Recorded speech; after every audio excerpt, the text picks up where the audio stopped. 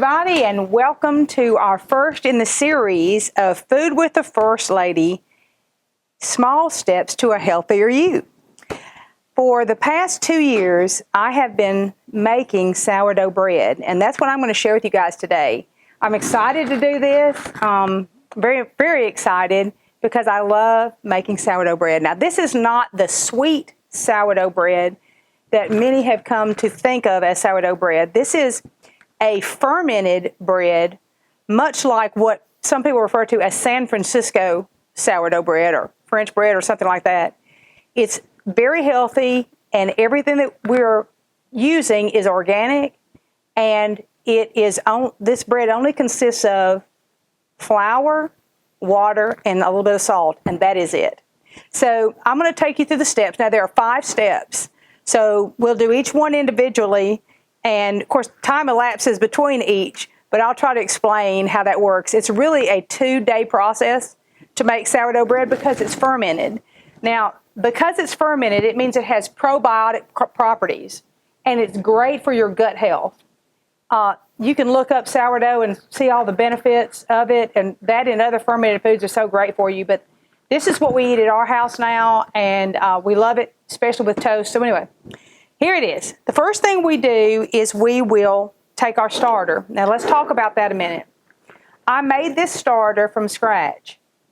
I made it with flour, unbleached, organic, all-purpose flour, and water. So I did that. I put flour and water together. Then I discarded. I forgot to bring my discard. Then I discarded, fed it again. It took 3 weeks every day of feeding water and flour to this starter to make it mature enough where it would make bread. What happens is it brings in yeast from the air. Now, how that happens, I do not know. But this is just plain old starter, and it's not bubbly. It's just cold, but it has little bacteria in there that need to be fed. So we're going to feed our starter to make it mature so we can make bread. So let's imagine that I just took this starter, which like I said, I've had going for 2 years. I think about people in covered wagons. This is the way before yeast was even found in that you could dry and you can buy packets of it, they use this kind of a starter. So I pulled this out of the refrigerator, let's imagine. Now I have to feed it. I have to feed it at least as much flour and water as is in here so it can eat that and bubble up and be able to leaven my bread. So I'm going to feed it right now. So I see how much is in there.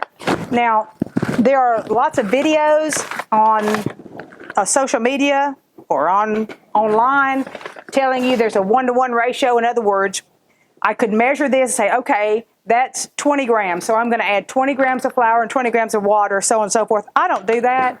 I just eyeball it. You can't put too much in there. You know, the Bible says a little leaven leavens the whole loaf.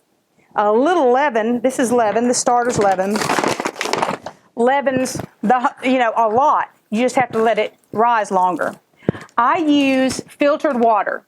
They say that if you use tap water, it has chemicals in it that you don't want, and they may inhibit the growth of your starter, and I just don't want to do that. So everything we're doing in this, we're going to use everything organic, the best that we can find. So I've just got spring water here, not distilled, but spring. So I'm going to dump that in here. I don't know if you can see that. I'm taking a wooden spoon, and you'll notice this is in a glass container.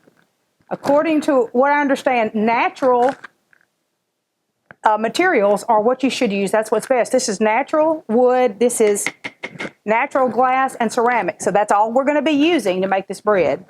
All right, so I'm stirring this up. Actually, this is an old jar. This is not even a canning jar. You can use whatever you have. This is what I have. And I'm going to mix this up until it is the texture of thick pancake syrup. Now online, you'll see all kinds of thicknesses. Some like it to be real thin. Some people will mix it up, and it's real thick, and that's okay. But what I do is to the consistency of thick pancake batter. So That's the way mine looks. Now, it's not bubbly or anything like that because it has not matured. So I'm going to set this out, and I don't usually I use a little rubber thing I'll show you later, but I want this to breathe. Now, I don't want any bacteria to get in there, any more bacteria than the beneficial bacteria. I don't want any mold to get in there, any bugs to get in there or dirt or anything. So I'm going to cover it, but I'm going to leave it where it can breathe. All right. So now I've fed my starter. I'm going to wait until it matures and it bubbles up.